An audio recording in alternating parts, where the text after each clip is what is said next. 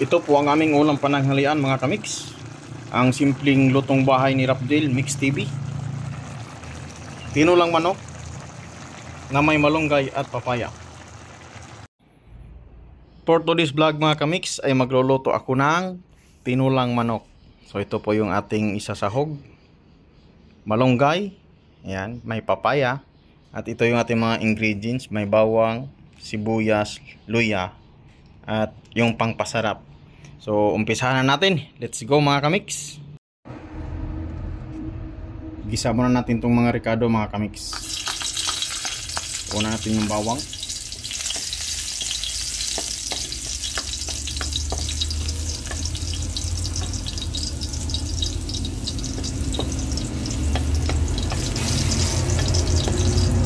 Luya.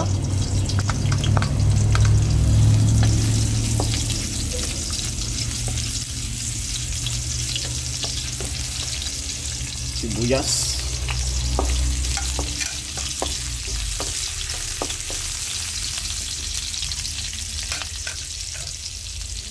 At lagyan natin ng paminta mga kamix para mas masarap yung ating tinula. Pamintang buo.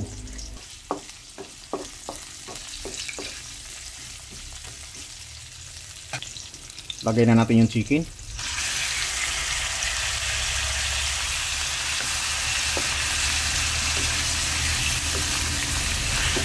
Ito po yung simpleng lutong bahay ni Rapdale Mix TV mga kamix. So ito po yung aking paraan sa pagluluto ng tinulang manok. Ginigisa ko para mas masarap, mas malinamnam.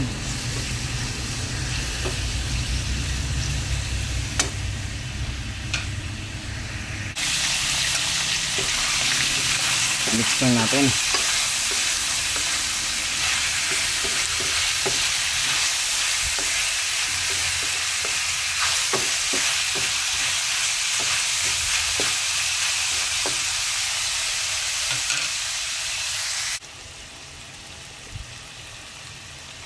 Lalagyan natin ng mainit na tubig. Yan, mainit na tubig ilalagay natin para diretso ang kulo niya mga kamix. Yan, okay na yung sabaw na yan para hindi masyadong lumangoy.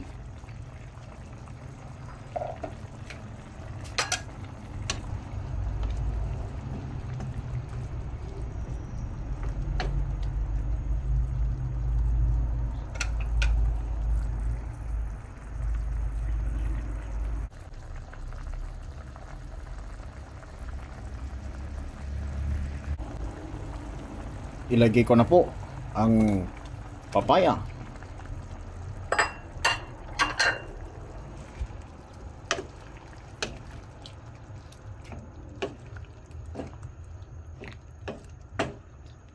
Ang laki ng hiwa ng mga papaya mga kamix.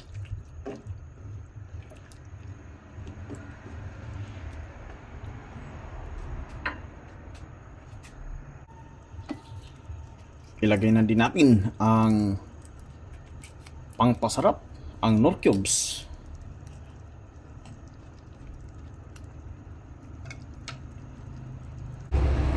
At lalagyan na natin ng asin mga kamix. At nang may lasa ng ating nilutong tinulang manok.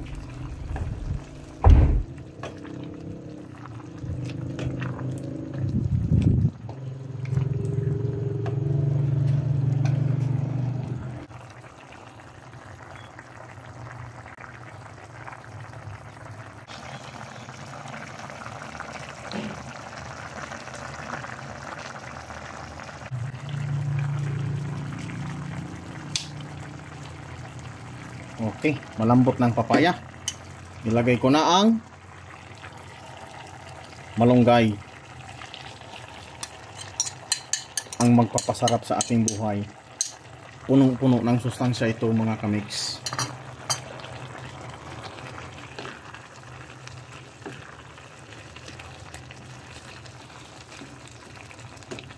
Tumataas pa ang wings, parang gusto nang lumipad.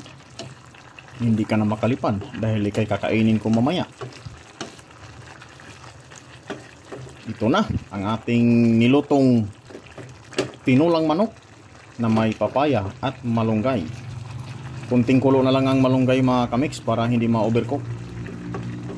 Para mas masustansya kapag hindi siya overcook mga kamix.